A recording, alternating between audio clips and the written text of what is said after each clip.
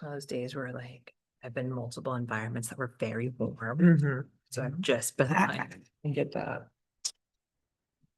but thank you for saying that. That's very kind of you. Okay. All right. Welcome everyone to tonight's select board meeting. Today's Monday, July 27th.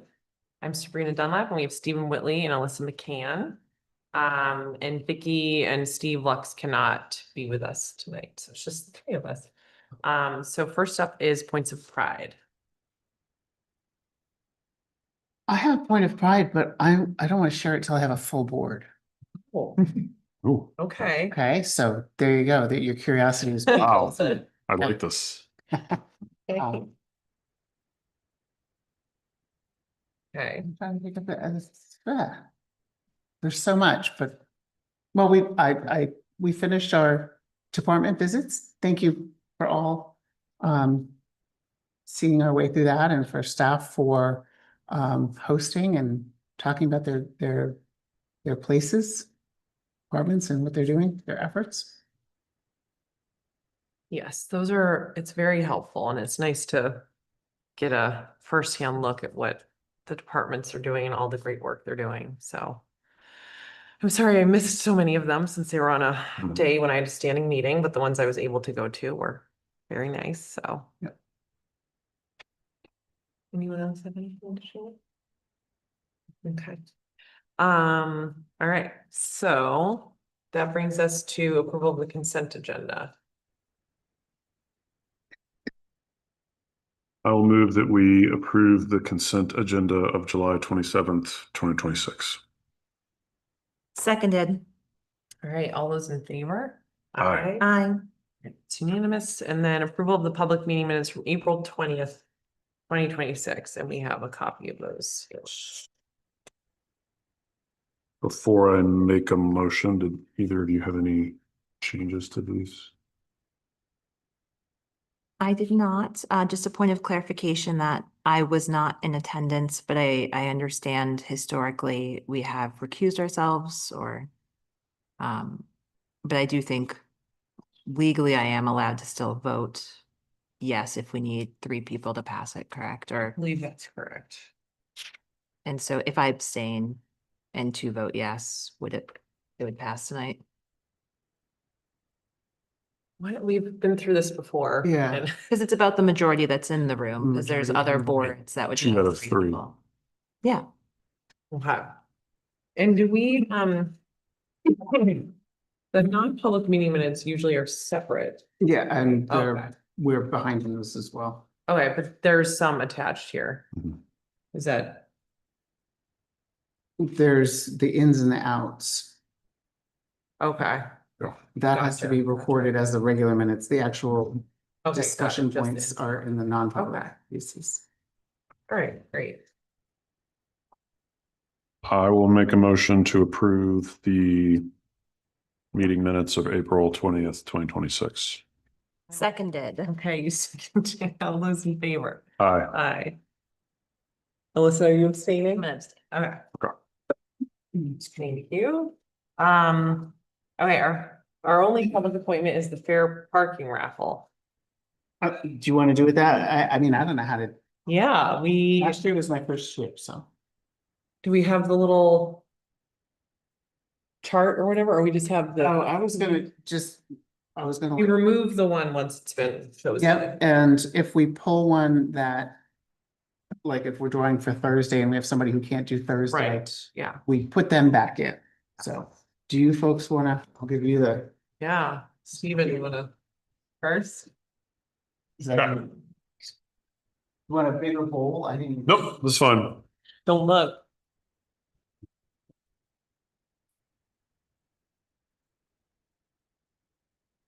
See how far my hand can go. Not very far. Okay. I have the first. Okay. It could be anything. I mean, yeah. Oh. Oh. Do you want me to redraw now? No. Okay. No, that would invalidate our whole thing. Yeah. Yeah. Okay. The first one is who is in this drawing for, by the way? Was this for Thursday night? Thursday night. Okay. Ball number 2. they do not have a Thursday night selected. So I could draw again. you can draw again and I'll put them, I'll two- put that one back in for the Friday night draw. Oh, now I'm gonna use this section. Okay.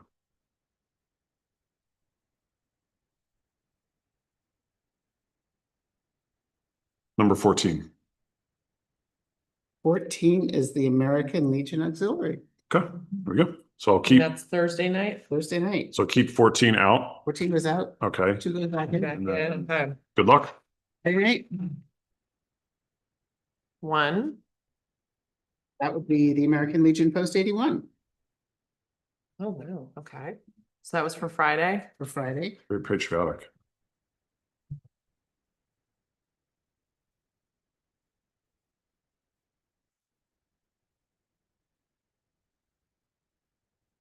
One. That's 10, I think. Is this 10? I think it's 10. Is it 0, 1 or is it 10? It's 10. Okay, 10. Let's go with 10 then. Let's face it, for Saturday. Okay. We had one more entry with a total of 15 this year, 14 last year. Wow. Number 8. Number 8 is the Alpine Ski Team. For Like for Sunday? Sunday. Sunday. I think that's it. Okay. I have a Monday Wait. one. Oh, you have a Monday one too? Yeah, Okay. Oh, that's right. It's a holiday weekend. And then the primary is the day after. yes. Nothing going on. Yeah, so we're all That's a long week. 7. 7 is the Booster Club, the high school Hi. Booster Club for Monday. Right, Thank you. thank you guys. Oh, thank you. Okay. Next up, we have town administrator updates.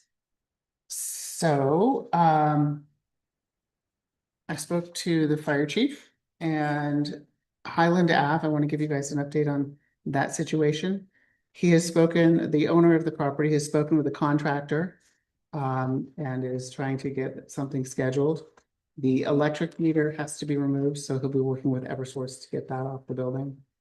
And I think I mentioned last time that they'd identified where the water, comes in underground, and they'll be able to cap that. So it's moving forward, maybe not as quickly as we'd like, but the chief is still hopeful that, come the end of November, this will be taken care of, And is it to be taken down? taken down. Oh. There's also asbestos and perhaps lead testing that will need to happen too. So there are a few things left to take place. In your folder are some electric. I want to make sure that you guys know that we are doing our due diligence with electric rates. And the very colorful spreadsheet, the Excel spreadsheet, shows that our best bet is probably to go with a 2-year Constellation, 9 months on, 3 months off. That reduces, and if you're not comfortable with that's what we had been in before with Neil. And that's what's expiring at the end of November. That brings us down to an annual cost of $26,000 per year. Versus the fixed rates with Constellation, which had the best rates. Fixed rate 12-month is 31,000. Fixed rate 24-month was 30,000, and a fixed rate 36-month was 29,000. But if we gamble a little bit, we get a much lower rate. It goes down to 9 cents per kilowatt hour versus their 12-month rate of 13 cents. So you have 9 months where you're at 9 cents, and then you gamble a little bit, you take a little bit of a chance, and it defaults to either Eversource. We're checking to see if we can default to Community Power. But even if Eversource, well, right now Eversource is at 14 cents. That will carry us through February. If you change in the little matrix at the bottom, if you make that 14.20 cents, you're just about breaking even. So Eversource's rates would have to jump to 20 cents during that 3-month period for us to not save money. So I'm recommending that we enter into a 2-year, 9 months on and 3 months off with Constellation. Thank you. And save some money.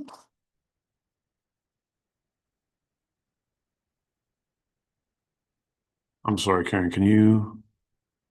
I have the wrong chart pulled up. Yeah, the color. Yeah, the colored one. The color. Sorry. Can you go through it one more time? I'm sorry. Sure. So Constellation has a 12-month rate, a 24-month rate, and a 36-month rate. They also, their rates were the best overall. Okay. So we discounted the other folks. This is based on, I should also add that, the top 7 electricity users, seven departments. Okay. Then we have, beyond these 7 locations, it dropped significantly. So we looked at those, actually it's 6. For example, the 12-month Constellation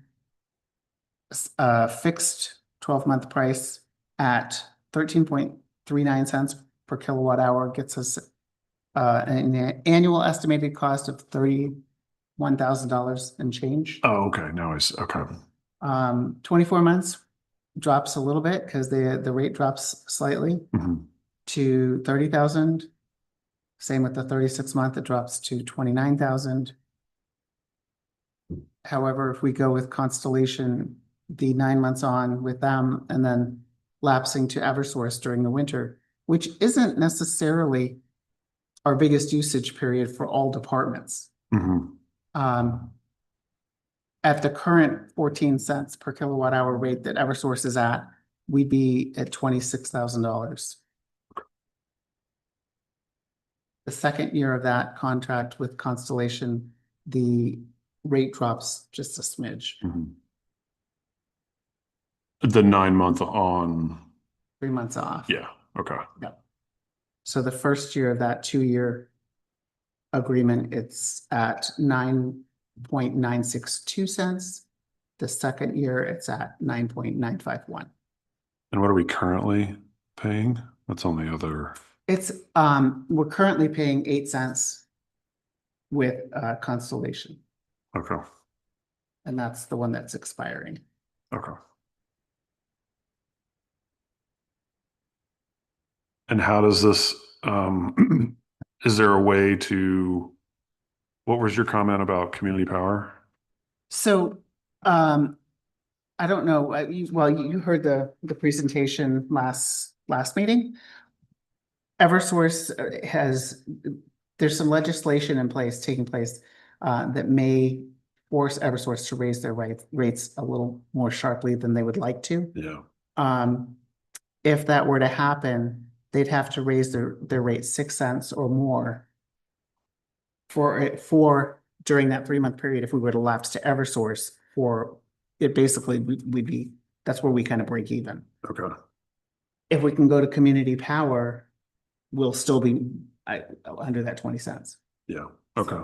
And we're looking to see if we can make that happen. Oh, okay. Okay. We're still waiting to get an answer to that part of it. Right. Got it. Okay. I don't see why not. I mean, you can opt in and out of community Yeah. power, so. Okay. Thank you.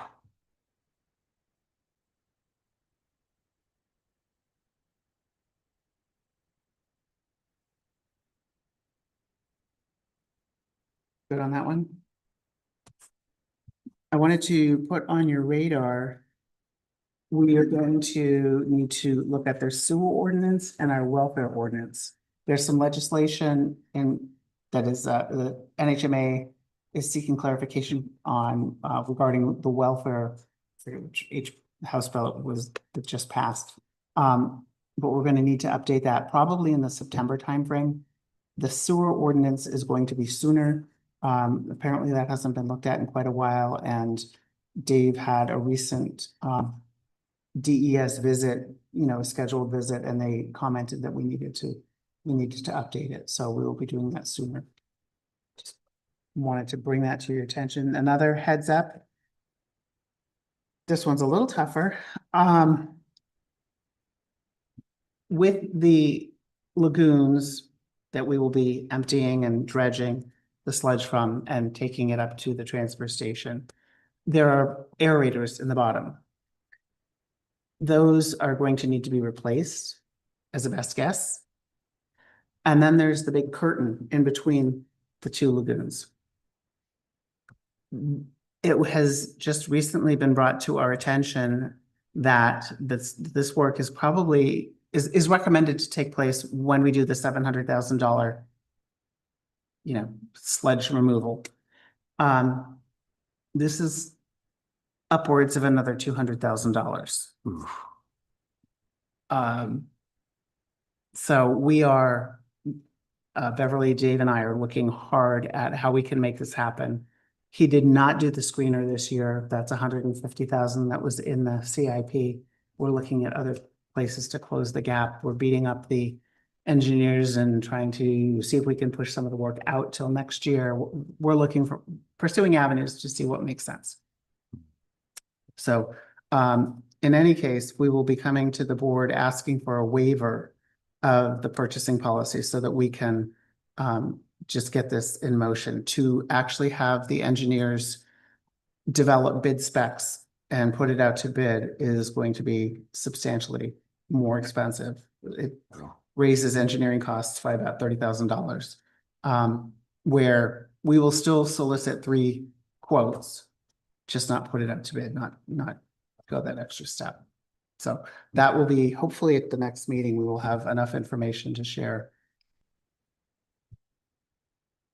Could this have been considered earlier in this project? I'm kind of surprised that nobody thought about the aerators and the curtain. I'm It's all kind of good. surprised too, understanding that, I'm sure other lagoons have been cleaned. Yeah, The comment was that the sludge is probably built up around the aerators and is kind of solidifying, and I can't imagine why this wasn't part of the initial scope. It just seems to me that something that anybody who's done this before would know.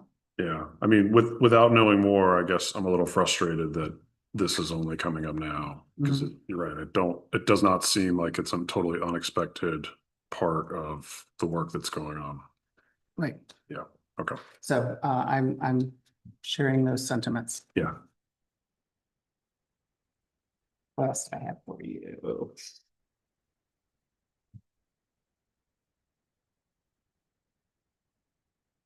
Oh, a cap update. Finally heard back from Novus, and with the septic lagoon package complete and now at DES being reviewed, he's planning to have the landfill cap repair bid documents created, and I should be available by mid-August. So we can get the solicitation out by the 3rd week in August. And he feels that this will allow for contractor selection in time to implement the repairs this fall. Talking with the other engineering firm, Hazen, who's overseeing the lagoon cleaning, she's very much expecting Novus to get working on the cesspools up at the transfer station in October. They're looking at moving that sludge out. So I think we have wheels that are turning in the same direction. I did hear back from Paul Davis at McLean. He said that they're working on a process to expedite traffic flow Monday through Thursday between 5 p.m. and 8 p.m. He said they've been able to get a landscape engineer out to evaluate several areas, and they're currently working on some pricing and plans, looking for a second engineer to validate the quote. So they're working on moving that forward as well. Good news, we were selected for a CWSRF grant in the amount of $95,000. Where did it go? This is to do the vertical asset assessment and engineering for that. So that will help position us. That's a very expensive project. Mhm. But it will help position us to be ready, shovel ready, should any other funding become available. So that makes sense. What was the total cost of that asset assessment? Do we have a total cost? Around 7 million to do the vertical assessment, which is to, pop all the manholes. Okay. And it's so expensive because it involves digging up the road.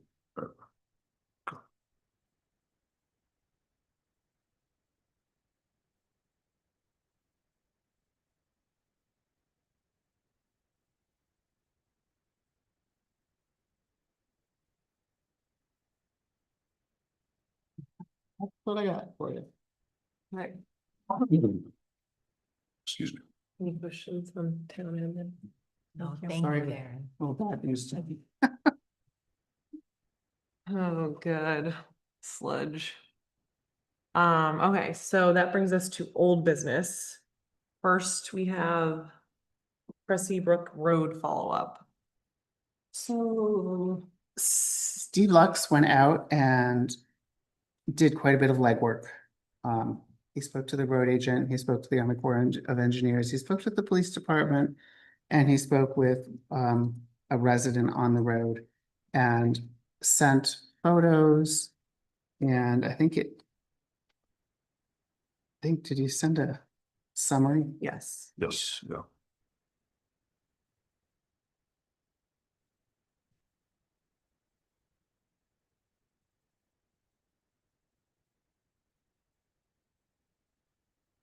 He also updated me this afternoon saying that he'd heard from Steve Dermody from the Army Corps.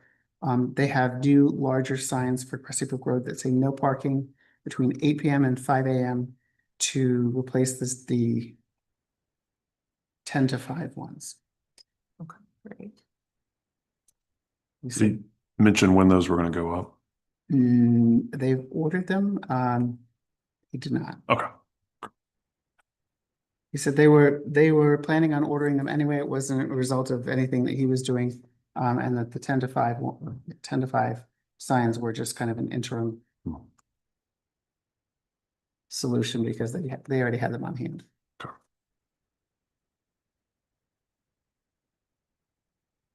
Right, so the summary, I mean, basically, there's a lot of other roads that are a priority. The road has 2 full-time residents, 2 vacant lots.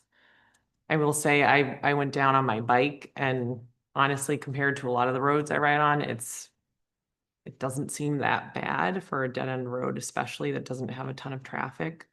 Police department has not gotten any recent complaints about late night activity or anything else happening in the area. They're happy to increase patrol if needed in the evenings. And then, yeah, the Army Corps land. Yeah, it's, multi-use land to support mountain biking trails, an access road for various private groups that use it from time to time. And the access road is always gated unless the groups are using it for access. And they're going to update those signs.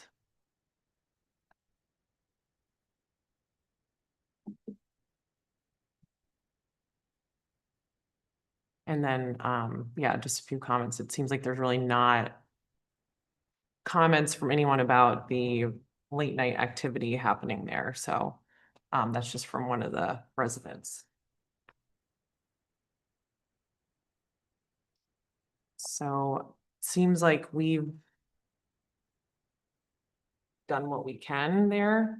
I don't know if anyone else has. Speak now or do I wait till after?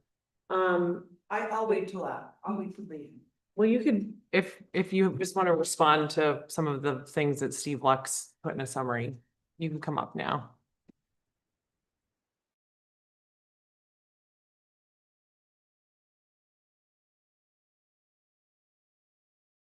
the last meeting, and I asked to get a counter. They have them, just not available for now. I also asked Dan to get one. He can only get them in the spring. I went to our police to get one. We don't have one in this town. So at this time, I can't get the road counted until next spring to prove how many cars do go down the road. I also spoke to the police about a gate, and he was our chief of police, and he was very much in favor of getting a gate because there's constant hassle of having to go down there A gate where? at the road, at the end of Cressy Brook Road. So I've also spoken to the police about how much of a hassle that road is. Also, as far as the road, I don't know if you're aware that Dan plows for the Army Corps of Engineers. So that extra piece of road that goes to the end, our town is plowing that every year. So where Cressy Brook Road goes, he's plowing all the way to the end. I want to just clarify, I believe that's because that's where the turnaround is. Right. But why should we plow that? Well, what are they gonna do if they need to go down to turn around? What else would one do? Plowing Yankee Brook. So we're plowing all of that land. So what if a town plow breaks down there? So basically they're plowing so that they can get their cross-country shoes and their snowshoers and their snowmobile. They're helping Army Corps of Engineers, but yet Army Corps of Engineers isn't willing to help us out by putting up a simple gate. So I just want to make sure I understand, what gate are you talking about in this? I would like a gate at the end of Cressy Brook Road. Nobody You see, want the Army Corps folks to put a gate at the end of the road? I would like a chain or a gate. Okay, I do just want to clarify on the plowing. I believe it is so that Dan. or It whoever- is a turnaround, Yeah. and that's why they plow down there, but Right. that is quite a long plow that they are plowing there. It's, I disagree with that. I mean, I was just down there. I think it's very reasonable for someone who needs to turn around to do that little bit at the end. But think about it, if they didn't plow that, then it wouldn't be an access for Army Corps of Engineers. So they are doing Army Corps of Engineers a favor by plowing that. Potentially, yeah. Yeah, they are. So one hand washes the other. I really take issue with that characterization, so I don't think we should be saying that we're doing favors. It's a turnaround for the plows. So we don't, as far as I know, we don't have any agreement with the Army Corps folks. Nothing formal. Yeah, I And think, that's a lot of snow to be pushing down that road. Think of the snowstorm we had last what year. else are we supposed to do if they have to turn around? They And could that's the push, turnaround? they could turn around in Yankee Brook.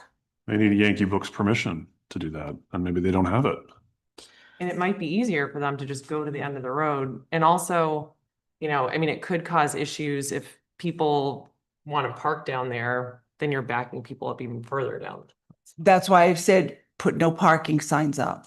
I can put them on my property. Dred can put no parking signs up there. Is the end result that there won't be anyone coming on the road to access the property? Is that the goal? The end result is it says at dusk, it's closed. There's not supposed to be, there's signs already there that say at dusk, it's closed. Yeah, yeah. And nobody abides by it. So if there's a gate up there that says 7 o'clock, it's closed, no parking. Because I have cars up there at 11 o'clock at night. I got cars flying up there at 11 o'clock at night. And I just to would- make sure I understand the request for the gate, and so just to make sure I'm understanding and I'm not misinterpreting, is the idea would be a gate before the parking area that would be opened and closed daily. Right.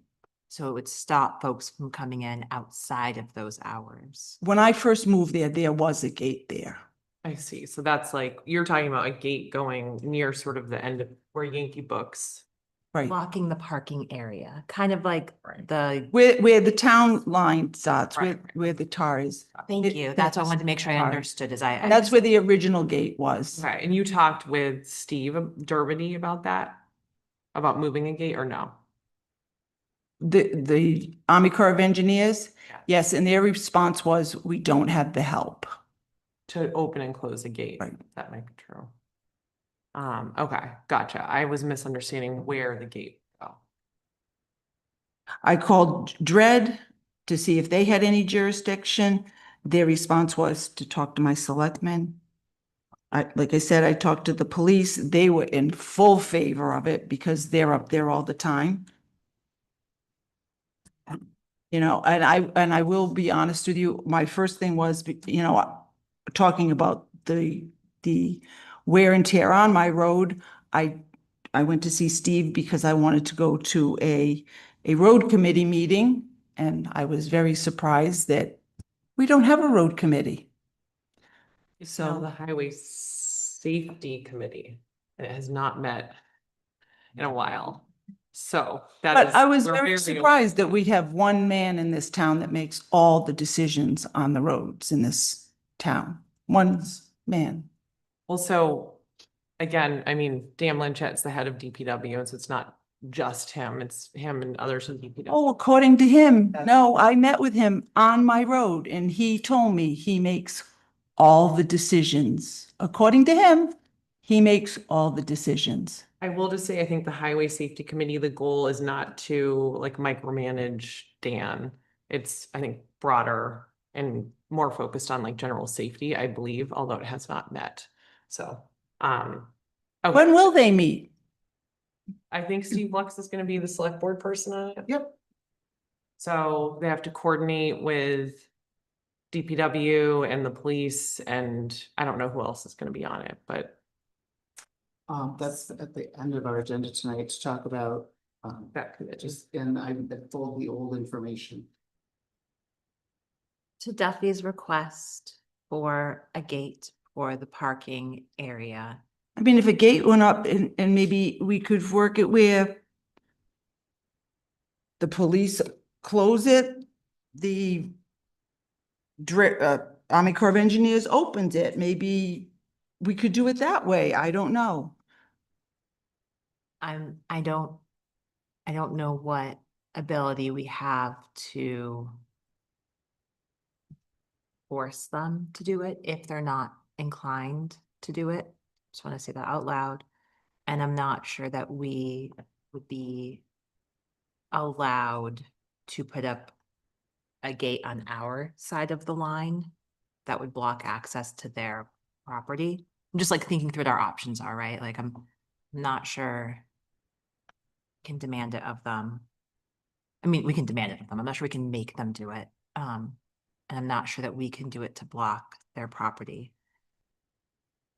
And so the idea would be a gate would go there and it would be closed starting at 7 PM every night. And Well, so that It's people- this. I just threw out. I know, but so the idea is that people, so it just sounds like you're observing people going down there at night. Oh, yeah. It sounds like the police have not gotten calls about it. Well, that's because I don't call because I've given up. They patrol it every night.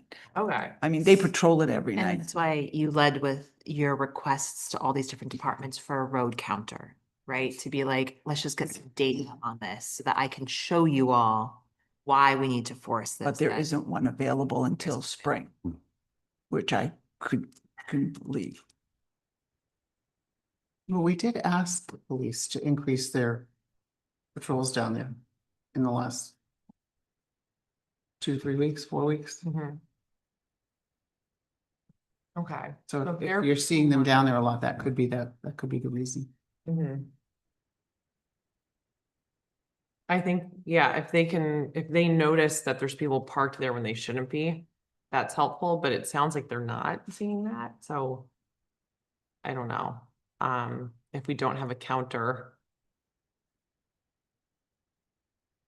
We can't help there. So I guess the gate conversation. I just think the gate would just be a simple solution. You put a gate, you close it, just like Elm Brook. It closes at the end of the day. There's no parking. You know, you put it on the website, people will get used to. The park's closed at 7 o'clock. You don't come down. It's the end of the day. But is that the town's call to make? Well, this is the gate situation, I think, yeah, to Alyssa's point, we would have to engage with, I guess, Steve Dermody again on that and just see, I mean, I was not understanding where the gate would go. So this is helpful to understand exactly where it would go. So I think we could, I don't know who's had that conversation. I think Steve Lux did have Steve that Lux, okay. conversation with him. You can access those bike trails from the other side as well. Because at 10 o'clock at night, you can also see the bikes on the dike. It looks just like E ET. Yeah. Traffic counters cost anywhere from 500 to looks like 8,000, depending on, just putting it out there. And every year, the Central New Hampshire Regional Planning asks for us to submit up to 10 roads that we like counted. Oh, And it's early, it's in March or April. Yeah, Dan said you couldn't do it till spring, so I mean, And then they actually count them?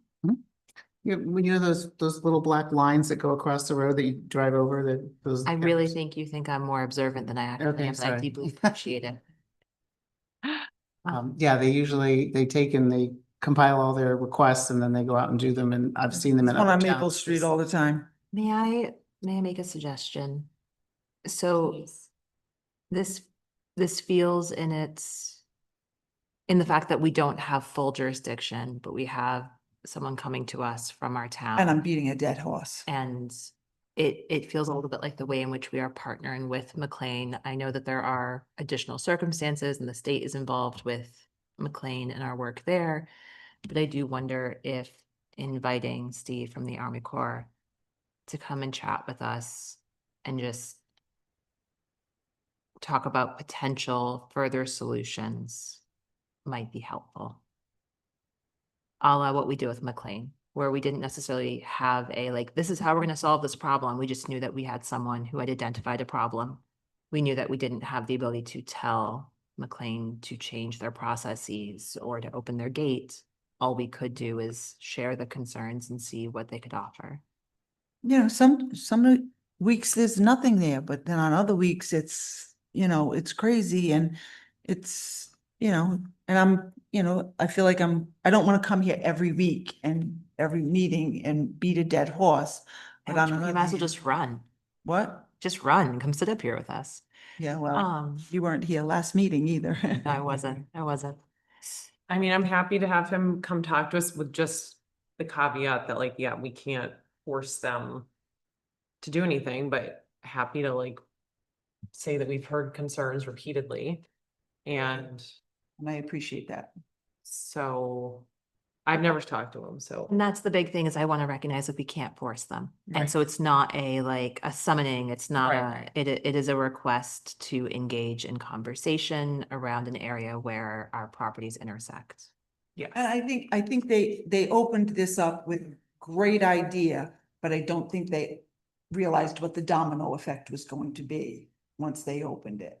And I think now they need to realize that they need to do something else. So, And while we can't guarantee that they will say yes to our invitation, right? Or that'll happen quickly, I do appreciate the idea of staying on, getting this road counted, just so that we have some hard data, since there is, there is your experience, what you've experienced over these months, there's new signs coming in. I know signs aren't the end all be all, and that police are continuing to increase. So I want to get all that information and then see where we're at. and I do appreciate that now you're listening. And I apologize for maybe last week, because last week I felt like I wasn't being heard, and I appreciate that you're listening. Okay. Thanks Thank for you for being coming here. in. We'll look into Steve Germany inviting him to a meeting like we did with Lane. Now, is that one of these meetings, or is that a? Yeah, that would- Behind closed doors meeting? No, that would be a public meeting, yeah. He'd be a public appointment for one of our meetings, yeah. Probably be on vacation. Thank you. A well-deserved one. Okay. Um, All right, and thank you to Steve Lux for doing some of the information collection there and putting together a summary for us. Okay, so follow-up items from the meeting with Webster, which we had last week. One of which is to set up some dates, Right. but we're not gonna do that publicly so that we don't advertise the dates. So I will email you your weekend availability. I love the idea of a select board member from each town partnering. I think that's great. I'm assuming Labor Day as well as Columbus Day weekends are not good. Are there any other parameters we want to look at? I think a mix of a Saturday and weekdays is good. And just for basically everyone who was not able to come to our meeting with Webster, and I don't know if it's on Zoom or not. But we did talk about the fact that a couple years ago, Hopkinen Select Board did like some spot checking at the transfer station well, there was a group that did spot checking to see how many people were coming in without a sticker for Webster or Hopkinton. And then there were additional groups of us who went out on various mornings to remind people who didn't have stickers that they should, if they were in fact residents of either town, they needed to go to town hall to get a sticker. And so it was sort of like a reminder to people and an educational effort. And so we discussed the sticker issue and sort of this persistent issue with people who do come to our transfer station who are not Hopkinton or Webster residents, although it seems like the problem is sort of just steady. It doesn't seem like it's gotten worse or better, but we did talk about inviting Webster to do the sort of spot checking with us. So that's what Karen's referring to put it into context. Okay, so we'll land on some dates to do that sort of reminder to people that they should have a sticker and reminder to people who, if they happen to come from another town, they should not be doing that.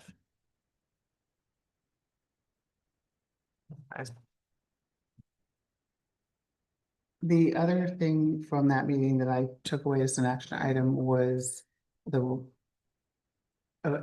or an agreement to allow 1 to 2 seats for Webster resident on the waste reduction committee. And I did a little research. I put some info in your drive. It looks like as long as we have a charter that allows the select board to create committees, you can create joint committees with other towns. As long as they have similar. We're not a authority. charter municipality, though. How, when we have a charter, town charter? We're not a charter form of government, though. We're a town meeting form of government. I think that's what the AI is referring to when it talks about a charter. So I wonder, I mean, originally, I think when it was a joint committee, it must have been voted on at some point. Although it was like the 70s when they did that agreement, so maybe not. Can we ask NHMA Yeah. this question? I'm trying to think through, like, is there a difference between having a member from Webster and having a joint committee? Or is it a joint committee if you have someone from the other town? I think that's just semantics. You can ask NHMA that question as well. Yeah, okay. Okay.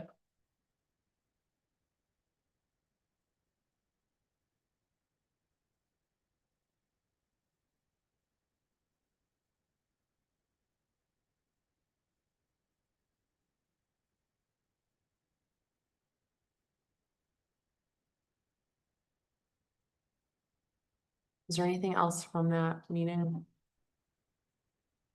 And we're gonna meet with them again, I think in October or November, early November. Budget season. Yeah.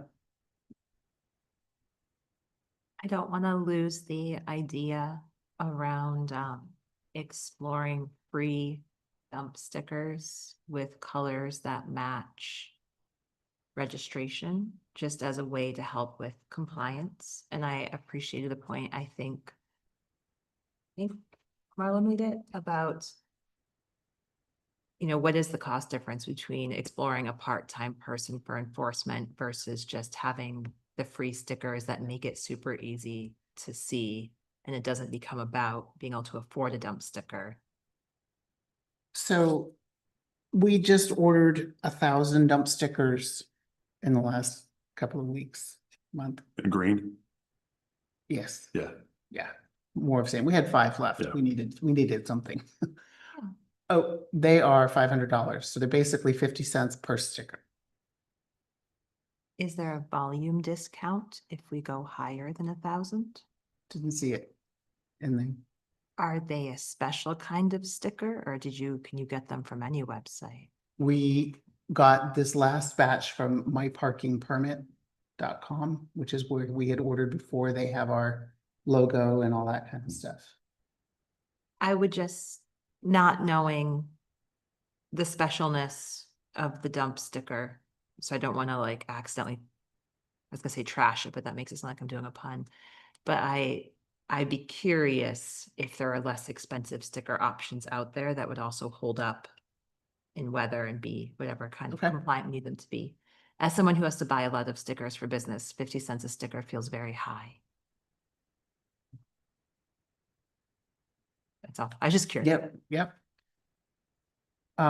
Both Dana and I in that meeting were punching away on our phones, running numbers for an employee. And came up with something in the neighborhood of $23,000 a year, including wages, payroll taxes, and I assume boots and maybe a winter jacket and, you know, some uniform stuff.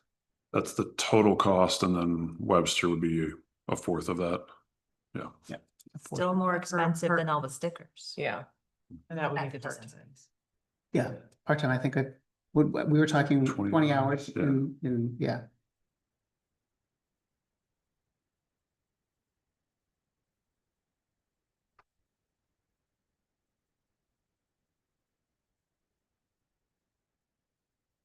Okay. All right, social media policy we'll push off. Mhm. Okay. Sorry, everyone. I know it's why you came out. Right. The right to know policy and form.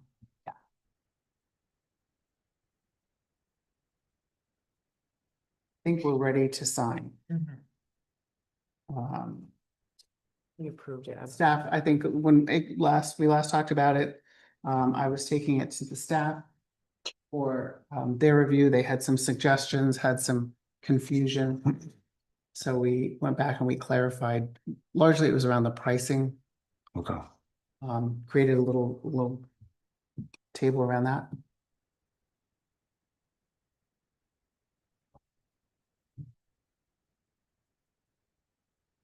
The So is, guts of the agreement are were still what the town council recommended. you said a table? What, isn't there a little, The next document. Um,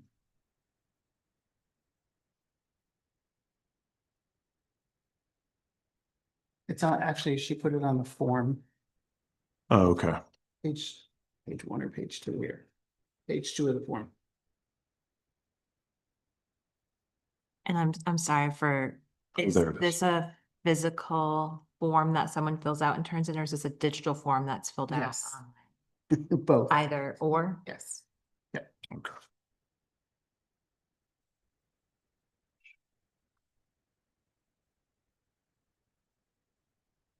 Okay. And the policy states that if you submit a request in some other format, verbally, email, whatever, that you'll be directed to the form because the form, we're tracking and keeps everyone treated the same. Other than adding the table on the form, any other material changes since the last time we saw it? Nope. Okay. You guys want to see this hard copy version?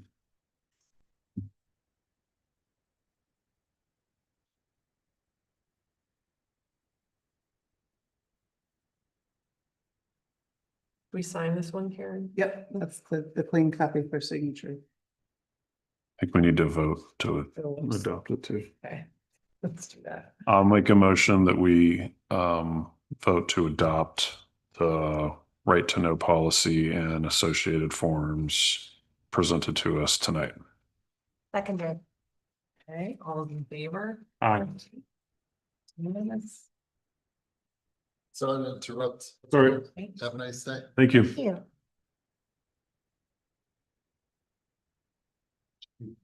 Didn't sign yet. Oh.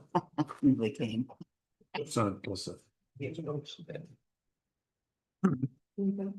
it's for Kelly.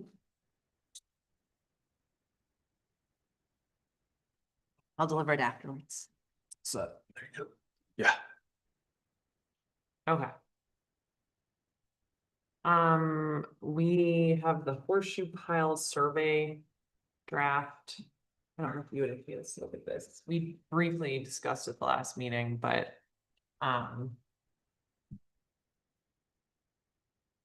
I wanted to make comments, which were not actually written down. I don't know, I think others wanted to look at it again too. Yeah, that's my memory.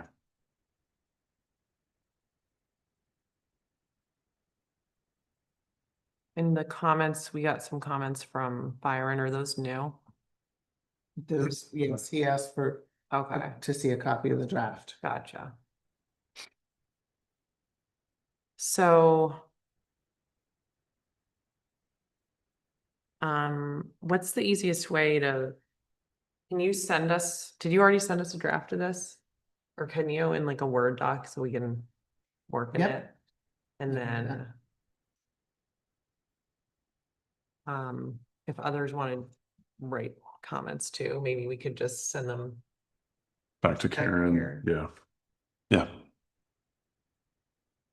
Yeah, because Steve and Vicky may have some thoughts on this as well. Yep.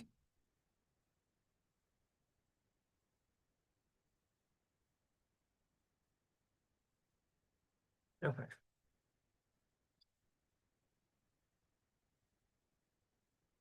And we can look at what Byron sent over too. I will say initial reading of Byron's feedback, I agree with. Just with the reordering of going positive to Mhm. negative, so it matches across the questions. Mhm. And I take no issue with his rewording of the first option. Particularly since it's one that he came up with, and I support him being able to describe it in a way that fits best.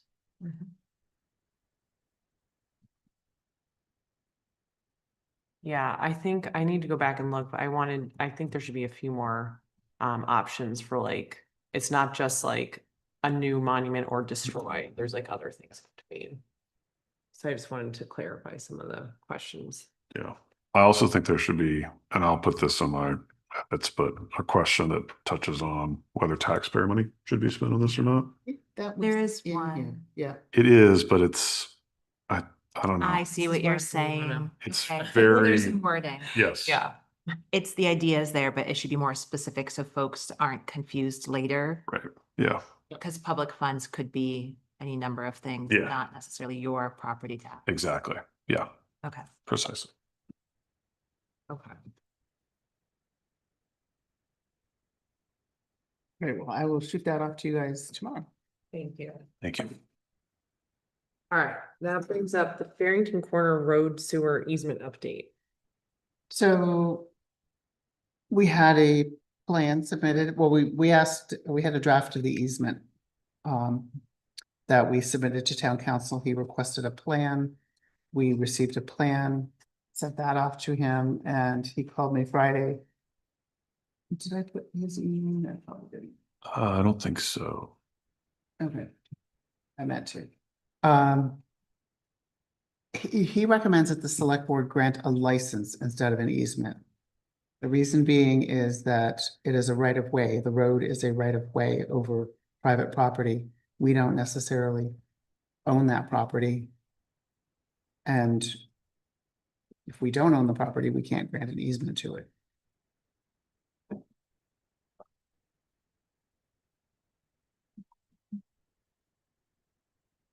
An easement, he said, would also require town meeting approval. Hmm.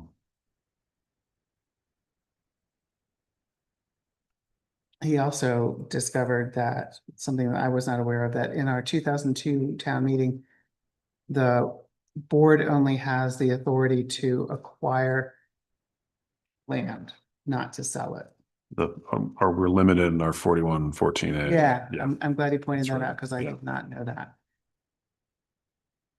So that's what led him to a license. He said it would accomplish the same goals as a proposed easement, allowing replacement, operation, and maintenance of the septic system within the town's right of way and indemnifying the town against any claims or damages that arise in connection of the same. If in the future the town determines it does own the land comprising the right of way, we could go to town meeting for an easement. So just to clarify, we cannot independently grant an easement. The town meeting authority. Thank you.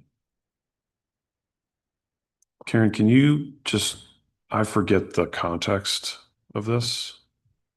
So.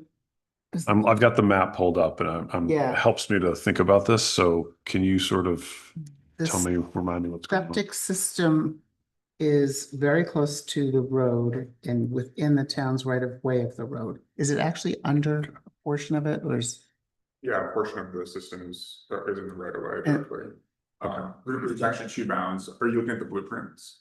Or the? I don't have any blueprints. I'm looking at the GIS map. Okay, yeah, if you. Go back to the- Blueprints, if those are available, I can describe them if not, though. Basically, there's actually two parts of the system that. Can you come to the microphone? Because that's going to, and just introduce yourself, please. Hi, my name is James Odie. I'm the landowner, homeowner Oh, at the address. Thank you. Yeah, so there's actually two distinct areas that the system crosses the right of way, or that it encroaches with the right of way rather. Firstly, on the south side of the system, where the actual effluent runs, as well as on the west side of the property where it goes into the Brockway Road right of way. There is a previously installed tank there as well. So whatever documentation does end up getting produced will need to refer to both the west and the southern bounds of the property, both on Brockway and Farrington Corner Road.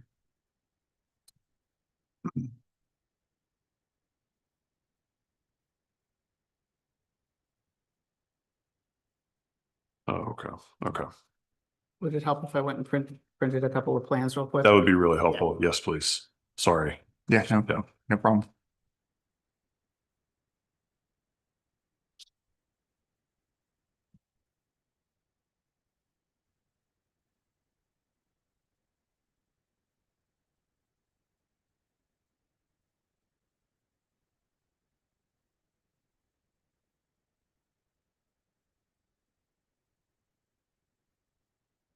Did you see this charter in our thing? No. I've never seen this before. Where did that come Is it our from? drive? Yeah, it says 1765. Did Karen just add it? Yeah, I've never seen this. It's interesting. New Hopkinton. Is that regarding the land?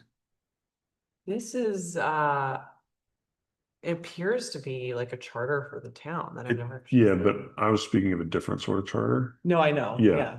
Yeah. But I've never Is- seen this before. It's just interesting. I wonder if granting an easement is legally considered the same as selling property. Like it's granting use of the property without transferring ownership. Sorry, Typically, like, totally separate from what we're talking about. Oh, okay. typically considered Is- the same thing, Okay. particularly where the easements in perpetuity. Okay, gotcha. Yeah. Yeah, I've never seen this charter either. We're part of the township above. Yeah, this is what lays out the town. New Yeah. Bo Hopkinton. came before us. Where Bo goes, Hopkinton goes. Oh. Just for the record, that was sarcasm. Thank you. Thank you. Do you know this already? Okay, I figured you did. It's been a saga. Okay, this is much better. Okay, so Do you mind indulging me and repeating your comment about where the encroachments are? Yeah, so there's two encroachments. One you'll notice on the southern portion of the property. It's the southwestern portion of your drawing there. Yep. Where you can see basically the tubes and pipes of the existing LGen system. There's only like 2 or 3 tubes, but about a third of the system encroaches on the right of way for Farrington Corner Road. Okay. And then you'll see a tiny little slice on the western half of the property where the tank is that slightly encroaches on Brockway Road's right of way. Okay. Yes. Thank you. That's very helpful.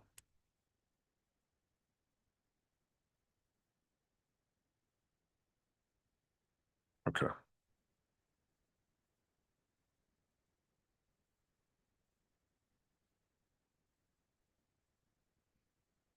And so backing up, initially, you guys were talking about an easement in Mhm. order to do work on the system or whatever. Yeah, but basically we couldn't replace the system without approval from NHDES, and they wouldn't approve our plans because the system was over on the right of way. Yeah. Which makes sense.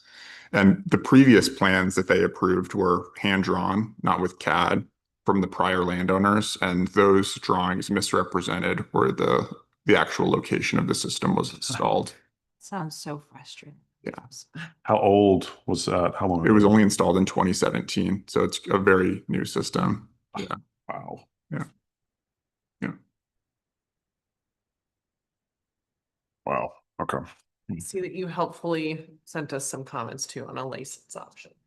Yeah, these are just some remarks I wanted to have on the record regarding the pivot from an easement to a license, just since like we own the underlying land, thus the town of Hopkinton can't grant an easement. So, yeah, I'll just read it from the top so it's on the record.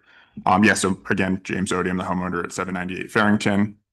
I want to thank the board so much for just the progress on the matter so far. I know it's been long and drawn out, and of no one's fault here, just because it's a very complex issue. And we, of course, have welcomed the council's suggestion on using a license as the instrument in place of an easement.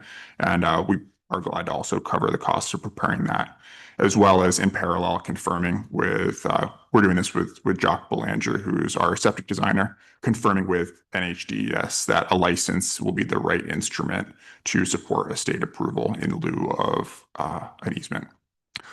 So just noting that the board take notes for 5 attributes for the council as he or she drafts this, just because they'll ultimately make this license work for all the parties involved, whether it's state, the Merrimack County Registry, as well as any future owners of the property should we ever decide to sell the home. The first is that the license is perpetual, so that means that it's only revocable for abandonment or material breach. Otherwise, the state's not going to approve a septic system that's resting on permissions that can later be withdrawn.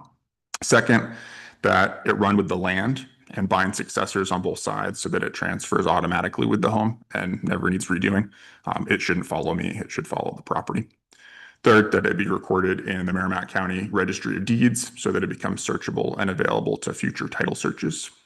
Fourth, that it covers both areas that we just noted on the blueprint from Mr. Belanger's plan. So both that bed area to the south as well as the tank area to the west, so that a single document resolves everything. And then fifth, that it attach a stamped survey exhibit and allow for future operation, maintenance, repair, and replacement of the system, of course, strictly within the described footprint with no expansion. And none of this asks anything additional of the town, just making sure that all these attributes ensure that we only have to do this once. And I'm happy to work with town council or they can contact me directly for any additional matters. I can also send this to you, Karen, if it would be helpful for me to forward this document to That'd be town great. council. Yeah. Yeah. Where are you at with dialogue with DES?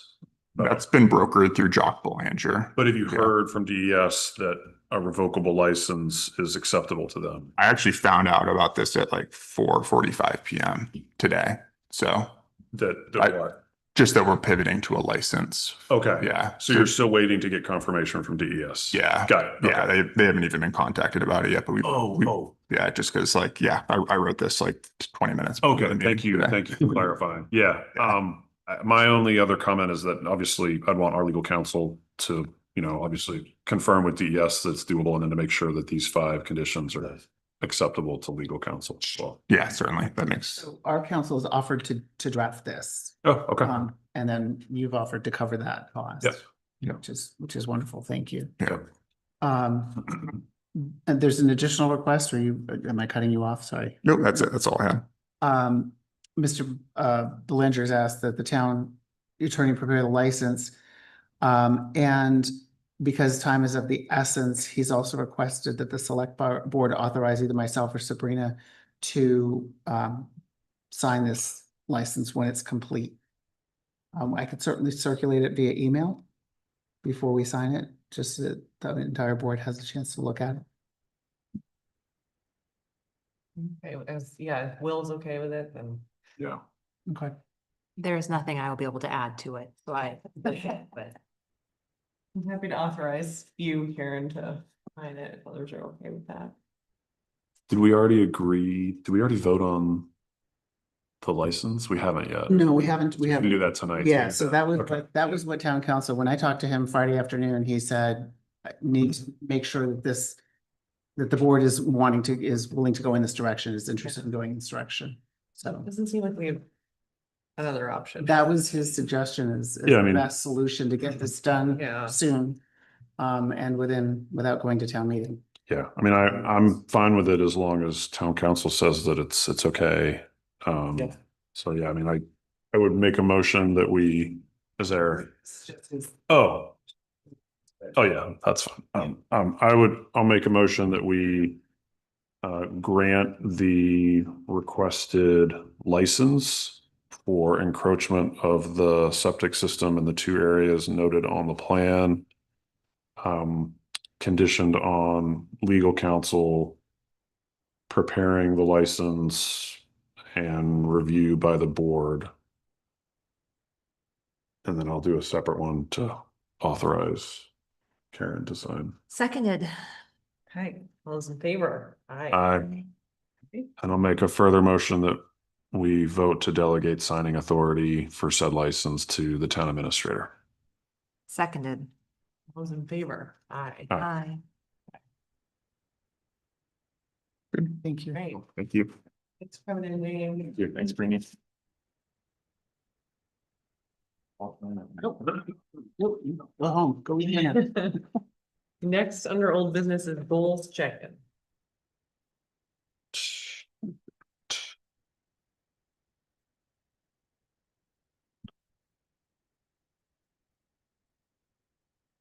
Um, The- so on the donation policy, we have gotten feedback from Charitable Trust, from NHMA, and our own legal counsel on our ideas. And I think the next step is that I was gonna prepare a draft and then make sure Aaron and Kelly had an opportunity to review and weigh in on it. And then once I think they were comfortable with where we were at, then was going to bring it to the board to see if you guys were also comfortable or had any other issues that we still needed to work on. So I'm going to try to have that draft to Kelly and Karen hopefully in the next week or 10 days. Ideally, we could have something for the board to look at the next meeting, but I don't want to guarantee that that's the timing it's going to happen on, but I'm going to try to get my part to you guys soon. That'd be great. Yeah. We'll try to get it moved right along. Yeah. Yeah. So that's my donation policy. Thank you. Yeah. For taking this on. This is, And just to make sure when we're looking at it, are we, for this particular policy, are you looking at monetary donations, physical donations, or like the whole kit caboodle? Just monetary donations Yeah. Okay. Yeah. Thank you. for right now, at least. Oh, yeah, I just wanted to There's- make sure that when it came, I wasn't like expecting something different. No, But I know what I'm. yeah, this has been an educational process. It's quite a can of worms. yeah.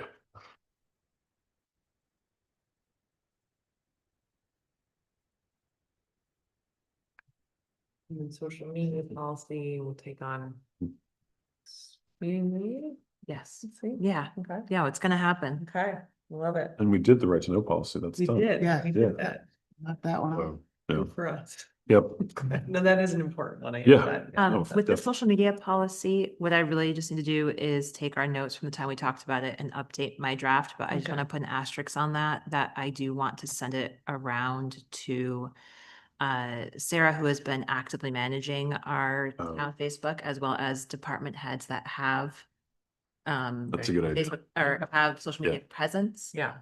So that we can hear their concerns before weighing in and voting on it. So I'm just naming like there is a step in between.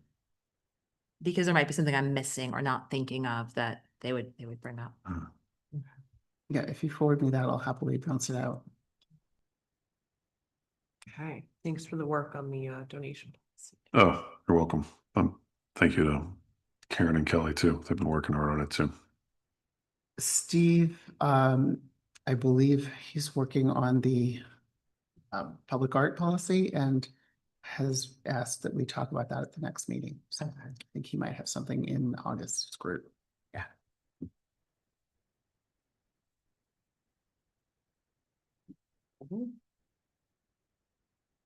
We can move on to new business, which we have revenue and expense review. So we have financials as of the end of May, which is 42% of the way through the year. I ran it for sewer as well as our general operating.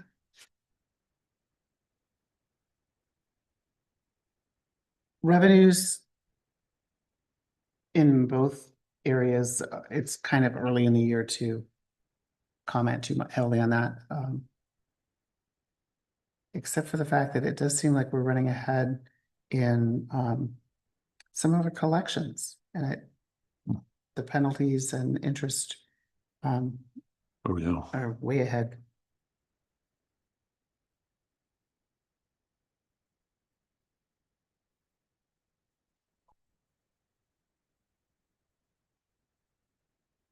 Actually, it's I think it's 2009 to 20 that's somebody's catching up, which is great. Sewers and within normal limits, I guess I would say it's where it needs to be. I'll start with sewer expense only because there was one thing that jumped out, which was the electricity use. Hold on.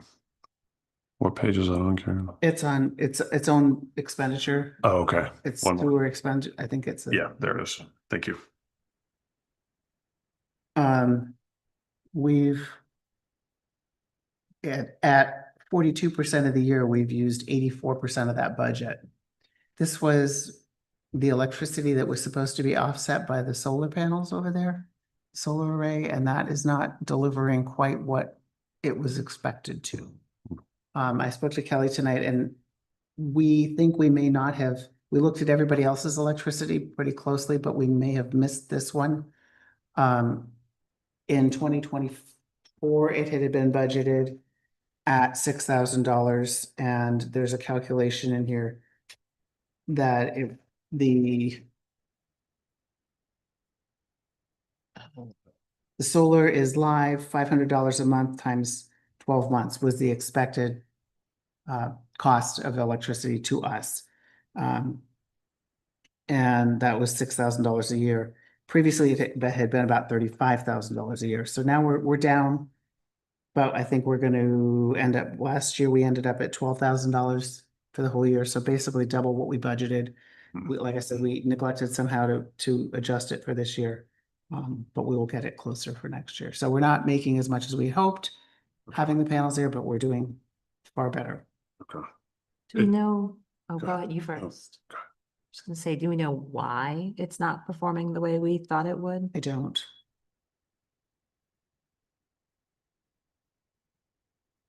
I'm not really sure how to find out other than to check with whoever installed it. I don't know if I'll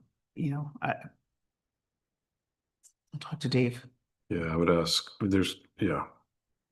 Although I had this, that was what I was gonna ask. So is too. it shadier than we expected? Did a tree grow there and now it's blocking the sun? Like, is there a simple fix or is it something that? It just- hasn't been active all that long.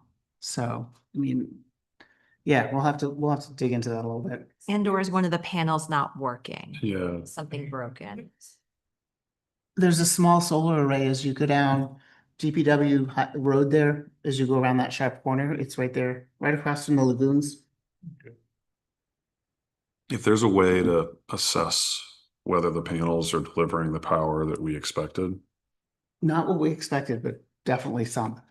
Right, but Yeah. that's what I'm curious of, because if it's less than what we expected, I mean, I guess this Yeah. question, if there's something we can adjust to create, for the panels to create more power, I think that's worth exploring. Can we also just make sure one of them isn't broken and we're not aware? Yeah. Like just something simple Yeah. and silly that we might have missed.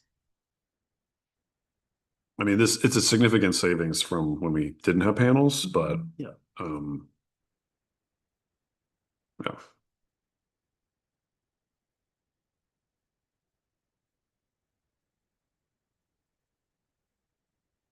Um. I think that was really the only one in the sewer that was of concern.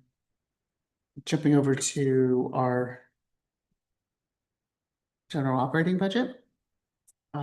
Postage looks like that's way over in the executive. That is needing an adjustment. Kelly, it gets billed against executive and then Kelly disperses it out to whatever folks have used it. So that has not happened, Maybe, yeah, look at that. which is why it looks really crazy. Got it. The next one I wanted to bring to your attention was on page 4. About halfway down, we start looking at heating oil. And it looks like several of the buildings are more than 42% of the way through the year.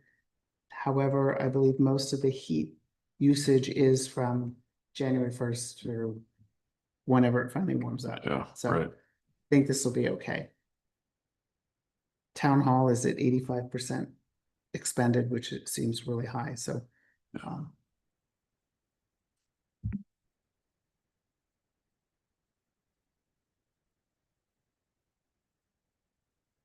The insurance on page 5 in the middle. We had budgeted 2,000 for a property and liability deductible. We've overspent that by $40,000. That was our ambulance that had an accident. We will get reimbursed. Okay, So that, Which page is that? That's page in the middle. 5, yeah. Five in the middle. yep. Yep.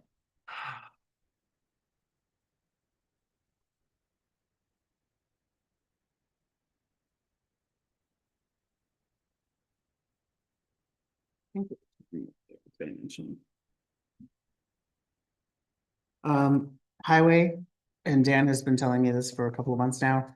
His salt budget is already over. So he's going to be making adjustments to accommodate what we need. Hmm.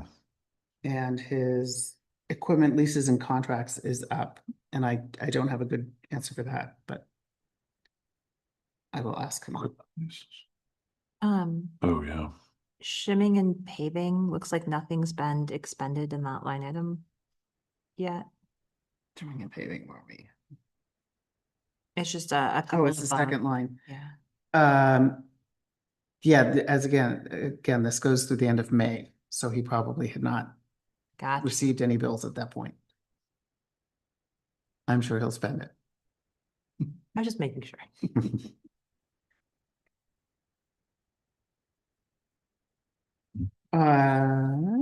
That was all I had highlighted. There are other lines in there, such as the software lines that we pay early in the year, that it's a one-time figure that jumped out, but could be explained. Will you remind me under buildings, what's the deal with this? I'm on page 13.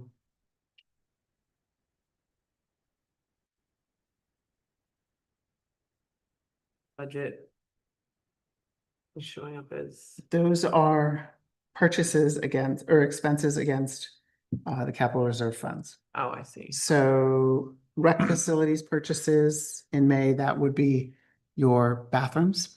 Hmm. Town facility maintenance purchases, I'd have to look and see what that one was. Wait, that must be the bathrooms, right? No, I don't think we had spent that much in May, Oh, by the end of May. wait, what is that second one for 101? That's what she's saying. She has to look into. Maintenance purchases? So the first one was for the bathroom redo?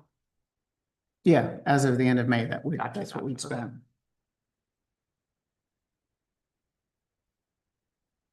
And I would need to look at the other two. I didn't realize that this stopped at the end of the operating budget, but it went all the way through.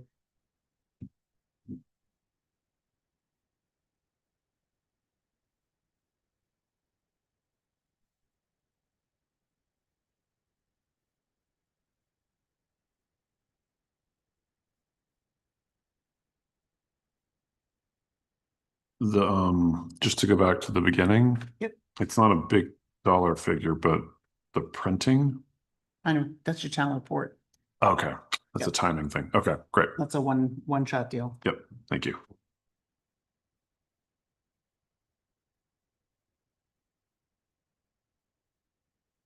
Okay.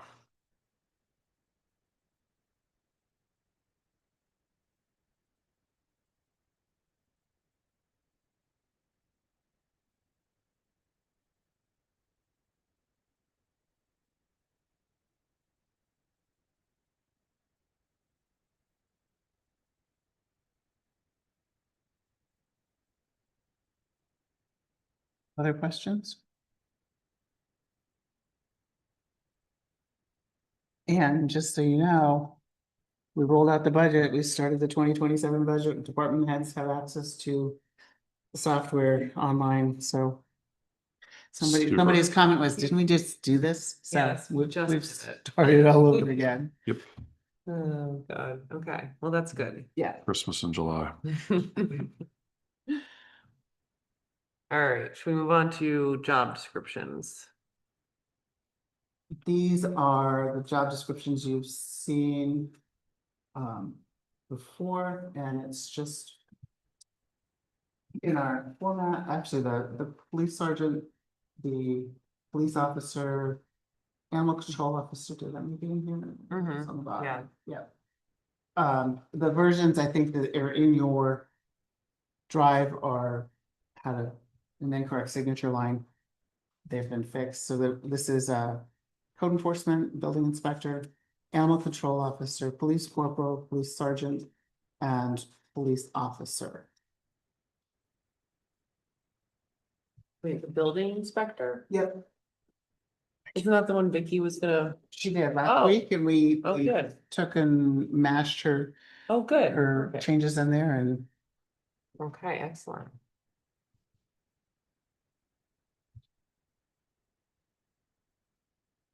we are attempting to make them all consistent in format.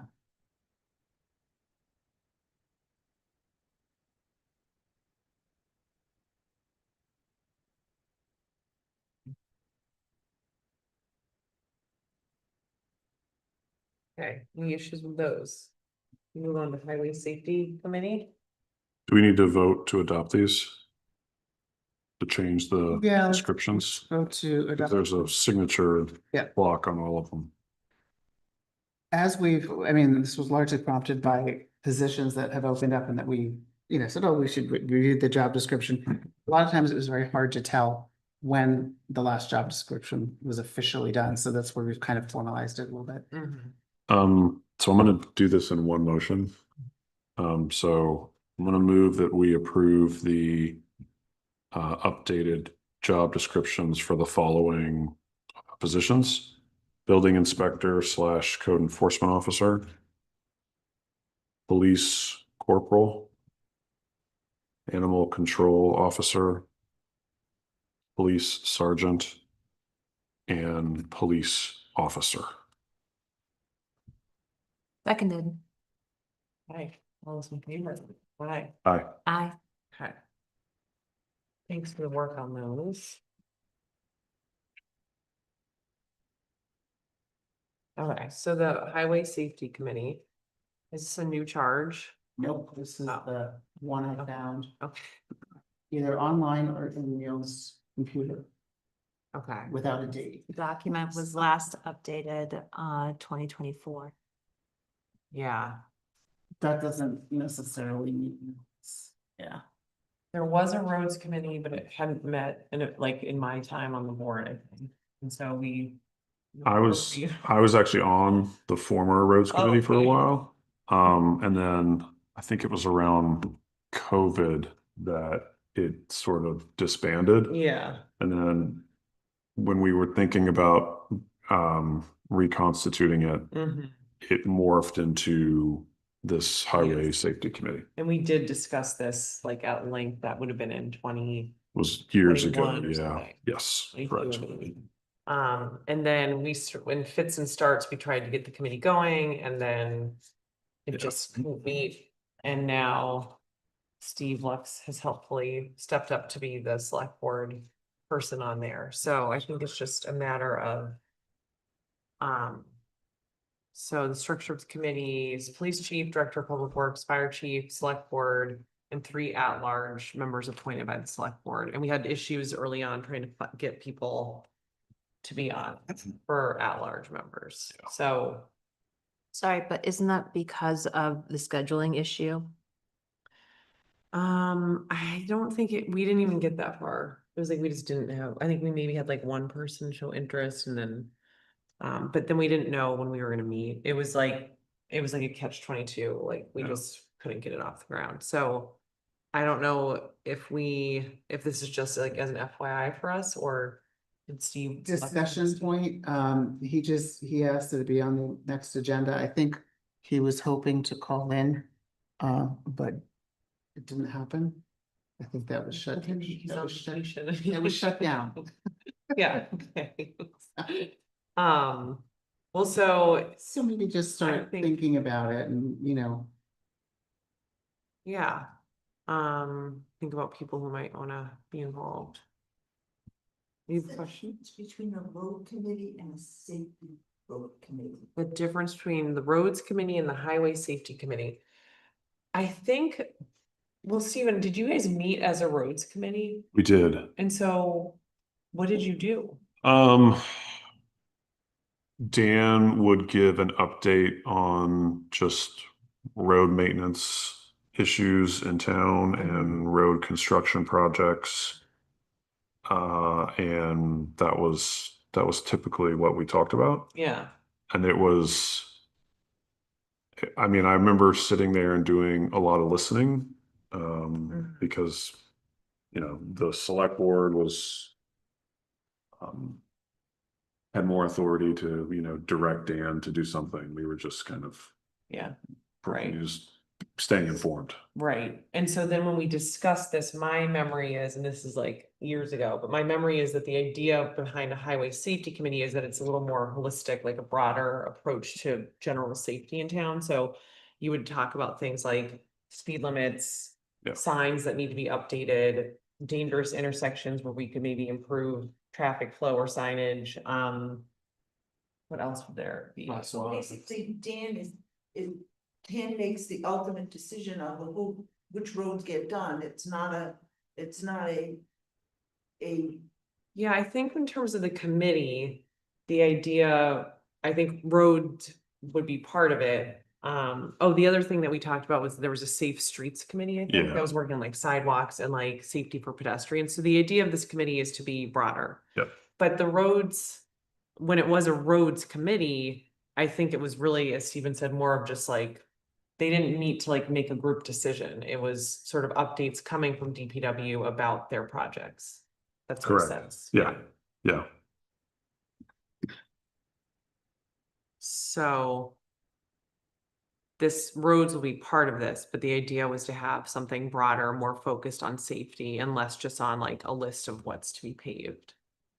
So, I think in my mind, what a highway safety committee can do, should do, that a roads committee is not empowered to do, involves things like advocating and coming up with ideas for how to make Kentucky Village safer for pedestrians while still enabling the flow of traffic, right? That there are areas in town that could have better pedestrian crossing. There is advocacy that could be done.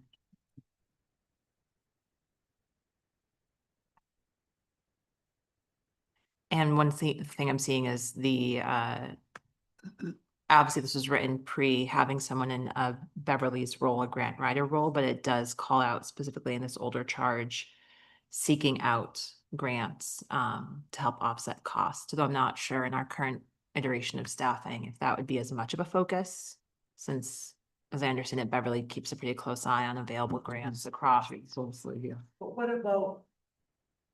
I wanted to go to a road, like, we still have one man in this town that makes all the decisions over which road gets paved. He makes we have one man that makes all the decisions. That's his job. So, The yeah, director of DPW. right. Yeah, our The- department heads are charged with a lot of, I mean, they have the authority to do their jobs, and so I understand we all feel like we have buy-in on the roads because we use them every day, but the idea was never to like micromanage how DPW. And I've been told my road will never be done, which is just great. Well, this is a bigger conversation with, the budget and how we are trying to catch up on roads, and yeah, I don't think the Highway Safety Committee, I don't think the idea is to like micromanage paving. It's supposed to be broader. But it sounds like the roads committee was never that anyway. No, we never directed him to do certain roads or anything like that. Yeah. Right. At least during my time on that committee. Okay, so in terms of this charge, I think it makes sense still, but if there's something Steve wants to discuss or update, he can let us know. I do think it would be helpful to identify immediate priorities for when the committee first meets to get them started. I'm just imagining you have your first meeting, you're sitting around, and they're like, cool, you've called us together. What is it that you specifically want us to do other than safety? And so if there are specific concerns, maybe it's having them follow up on what's happening with McLean, which is started as a road safety issue. Maybe it's having them explore some of the things that Chief Hennessy was looking into. He last year was looking into grants for better wayfinding signs in the village. So there are like dangling things out there that I'm not saying it becomes their end all be all, but could be some initial starter projects while they are getting going. It can just be really hard to start from zero to nothing. Yeah, but I would be interested to hear what the fire chief, police chief, DPW have. 100%. But if they come back and say, you called this committee, what do you want us to do? It is helpful to give a direction to start them and empower them to bubble up, but also let folks in town know how best to share their concerns with them. Not that they can address every concern, but it gives a place to put them. So no action on that, just like a thought. Mhm. Okay. How often did they meet? Was it monthly, quarterly? It was, I want to say it was quarterly. It certainly wasn't as frequent as monthly. Yeah. And there were periods of time where it didn't even meet as frequently as quarterly. Yeah. Okay. That brings us to the public forum. Do we have anyone online? If anyone wants to speak, you can come up to the mics, or if you're online, you can raise your hand and we'll unmute you.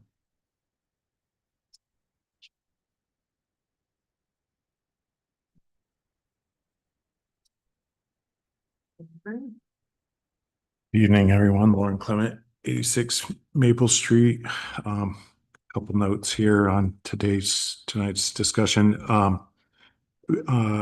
Back to the curtain and the aerators that looking at a $200,000 expense to come out of somewhere, and potentially a $35K engineering bump up.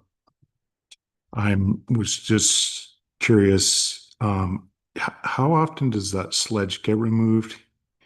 I believe we're overdue and It what has is, never been removed. oh. In 30 to 40 years it's been there, so it is. You are So is the, Time. so is the assumption, I'm not questioning that. I was questioning, is it like every 10 years? And what's the shelf life on these aerators and curtains? That none of that was discussed. It was just like, we're doing this big $750,000 project. Hey, by the way, there's $200,000 worth of curtain and aerators that probably should have went to town meeting as part of the discussion. And I'm not backtracking and trying to point fingers, but this is a substantial gap here. And I'm just a little curious about 35K of engineering to replace aerators. It sounds like you're replacing a water pump or These are something. the questions we're asking right now that we will have answers for. Okay, okay. and It just, Because I'm totally in your boat. yeah, I don't know anything about this. So I'm not saying I do. Just with the 35K number, because in my notes, what I had written down was that if we waived our purchasing policy, it would help us avoid the 35K cost, but we would still put it out for bid. We would seek out 3 competitive quotes. It would- And so the 35K was her saying, we're gonna avoid this number if we waive this policy. There is Just still, like- there is still 40,000 in engineering fees, a lot of which is oversight. That there has to be an engineer Yeah. present while this work is being done, ensuring it's being done to DES standards. So the additional cost is 200K plus 75K, but if we do ABC, we knock 35K off. Am I getting this right? Right. If we do not put it out if we do not ask the engineers for competitive bid documents, because they have contractors they work with, they have lingo that they use. If While they it's were- trained, while you could use your in-house people at whatever fair market value is, and they're the ones that install it and not put it out to bid is what you're saying. If you avoid that bid process. The bid documents have to be far more, as I understand it, far more complete or far more detailed than for the engineering company going to people that they work with and say, hey, here's the plan, bid documents can be. I don't think we're gonna do the work in-house. I Mhm. think either way, we're gonna be selecting someone else to do the work. Oh, no, I didn't know if it was the dredging company had in-house people, not, I didn't think it was misunderstood. in-house work Got it. from someone from DPW or the sewer. I just didn't know if they had their own, If they're gonna sub it out to somebody. where else. they, Right. in a timely manner, when hey, we dug up and the thing's drained, now's the go time. Yeah. And you're not like, well, we're available 3 weeks later, sorry. Yeah. Sort of coordinate. Obviously, there's some serious coordinating there. Well, thank you for that clarification, because I was a little, again, the conversation kind of bebopped pretty quick, and obviously you guys have had sidebar conversations that didn't unfold, No, right? I sprung this on them tonight. Gotcha, because gotcha. I And sprung more or that less- on you Last week. My thought was we're missing a lot of information and I could ask a bazillion questions, or I could wait a week and Karen's gonna come back with a lot more. So there's So gonna be that- more this- update this- on this. Zap, this is a, Gotcha. rather Those than side- and say, hey, we got to talk about this now. It's This is a a heads up. big It's heads coming, up. And there will be more information. as an internal processor, I'm just taking time to sit with it and then we'll come back with a lot more questions because I'm absorbing. I Right. guess my only other question, if you're asking questions, is it possible that there's any other unforeseen equipment when they're doing this process right. that may as well Yeah. need replacement? Okay, so this is kind of worst case scenario is a 200K plus, or maybe not the 35. Well, she said that question's being asked. I don't know if we have an answer yet, but like, are we sure?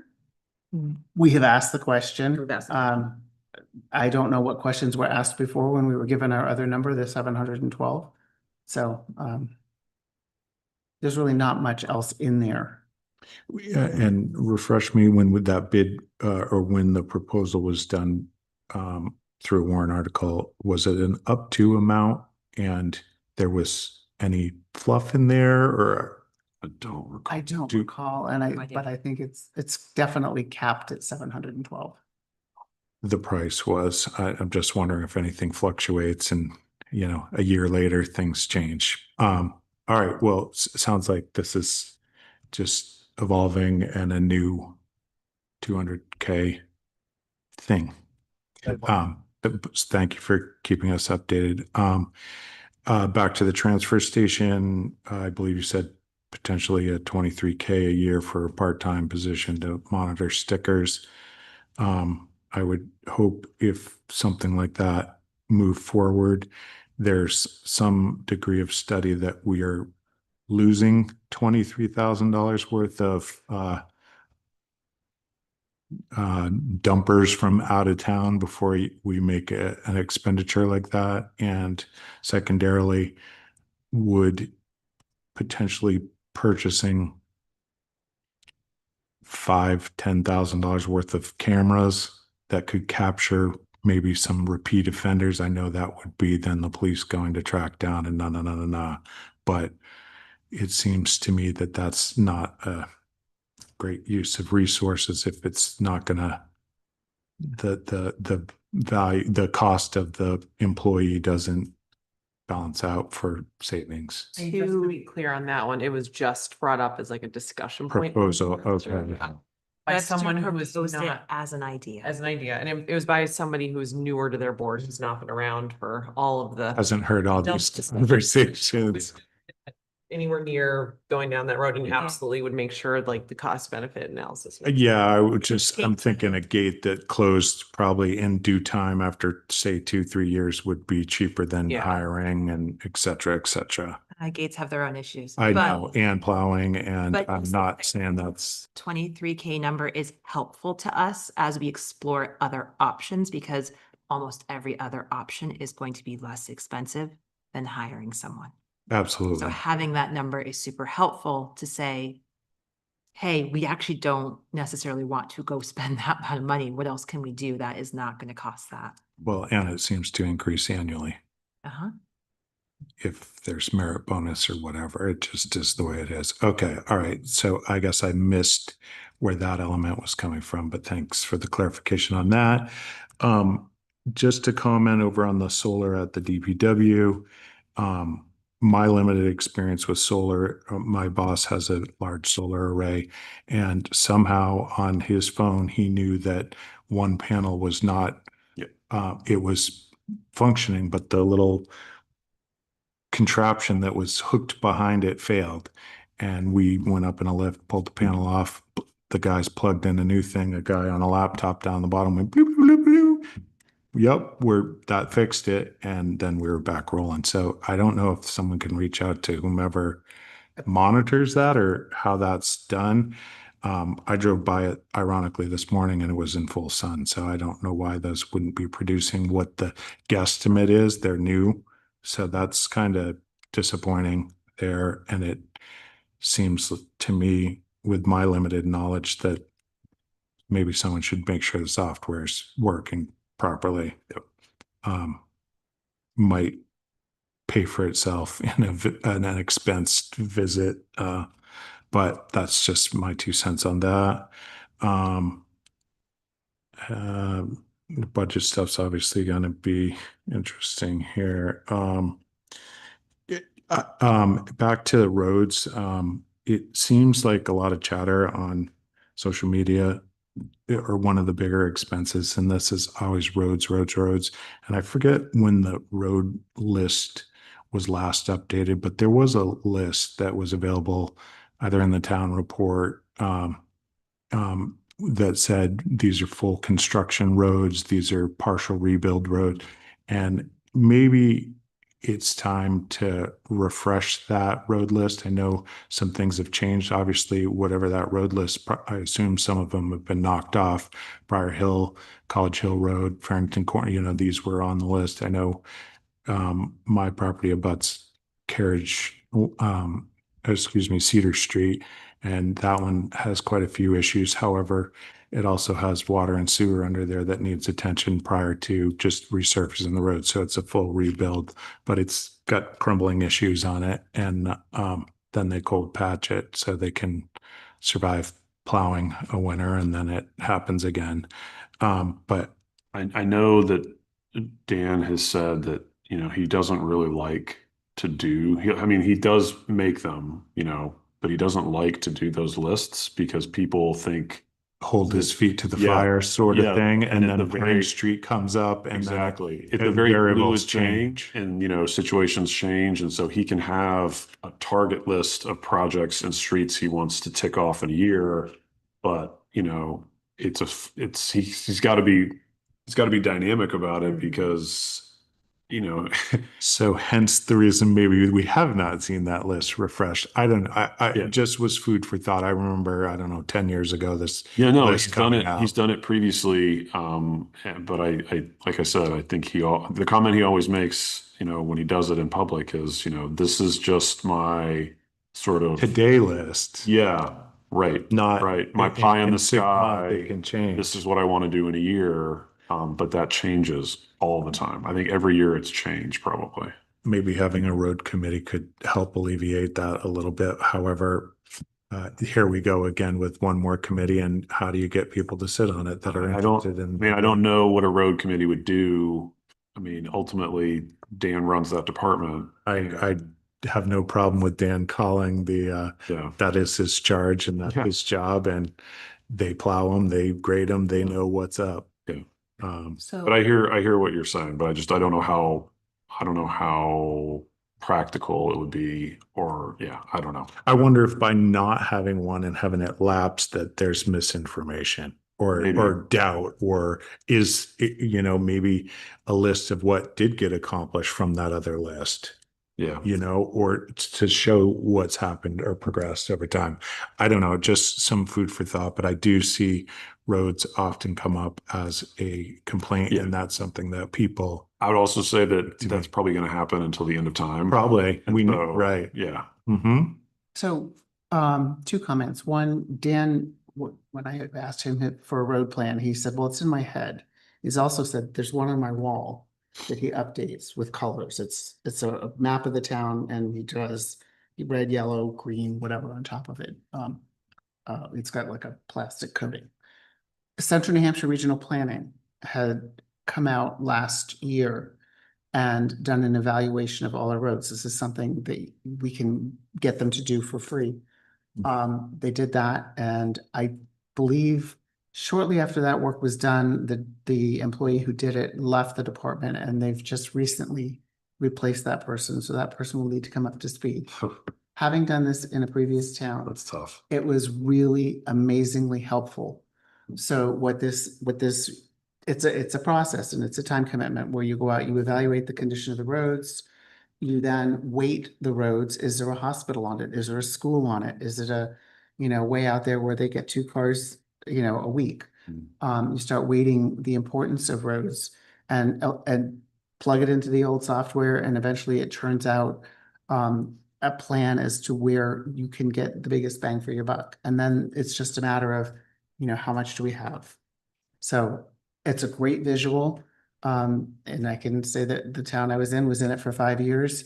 And at the last town meeting, we did a before and an after, and it was really fascinating. You can seems see how like- far you've come. It seems like that would be helpful in planning your capital reserves. So as yeah, well. I'm hoping we can get that back moving. Is that an expense as well, or that's grant, or you said that was That's of the- no it's cost, however, Central New Hampshire Regional Planning, it's part of our I guess membership dues. if you had a roads committee of some sort or safety thing, that too could be something that they worked with instead of doing exclusively, but Maybe. Yeah. yeah, I'm not sure. I recognize that people bring up roads a lot. Anyways, thank you. I think that's it for me. Thanks, Lauren. Thank you. No one online. Anyone else here? Okay. That brings us to board committee updates.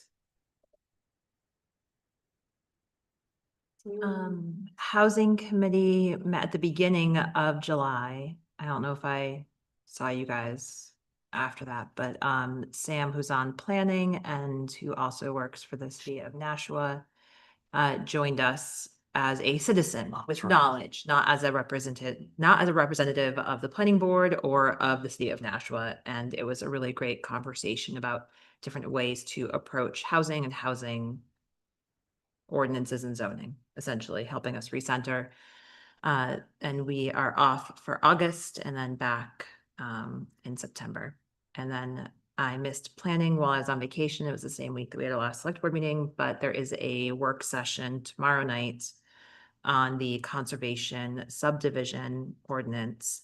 And the goal of it is, of like the reworking of it essentially, is to encourage and incentivize developers to design subdivision ordinances that are more in line with what the planning board is hoping to see. So as opposed to all of the houses just along the road, creating neighborhoods and things like that, but you need ordinances that actually support that, while also creating the flexibility for when it's not possible. So if that is a topic that excites you, come to the planning board work session tomorrow night. I think the Community and Economic Development Committee is going to be meeting jointly with the Housing Committee. Yes, Maybe in September, maybe that's September, meeting is when that's going to happen. yes. Thank you for reminding me. I forgot Yeah, about it that. might be August, but I don't want to say that and be It's September. incorrect. Is it It's September? like we're Okay. off in August. We're in There's the some beginning of emails August. going Okay, back and it is forth. September, yeah. That would be a very lonely meeting. And we talked about this a little bit at an earlier meeting and with Webster, but our board needs to talk about the waste reduction committee and what we would like to see them do or not do as a committee heading into the future. So I'm hoping that can be discussed at the next meeting or maybe the second meeting in August, because I'm gonna be missing the next meeting. Second meeting, But yep. if people could think about that. Yep. Okay. Does anyone have anything else for other? I don't. I had thought, wasn't the waste reduction committee going to come back to the board with some suggestions? I can't remember. I think maybe they, as a committee, were gonna meet, but also they were looking to us for our thoughts on like what are things they could accomplish and what their role is and. So Beverly whipped up with Bonnie and I last week, another draft of a pulse survey. And that was sent to the waste reduction committee Okay. supposedly. Okay. For this For their purpose, to feedback. kind of I think it figure was out. actually sent. Oh, okay. Cause I Yeah. think some of the questions were larger than maybe, I think, like, does the town really care about waste Yeah, reduction? right. And that's only a question that they can answer. Yeah. I think I So- did see that around. Yeah, so we can circle back around on that. I can put something out to Bonnie and ask that, we have some feedback and time to maybe talk about that as well on the whatever August That's a good thought. Yeah. second meeting is. Okay, yeah, she did circulate that. And then you're gonna check with NHMA in terms of the joint committee. Yep. Okay,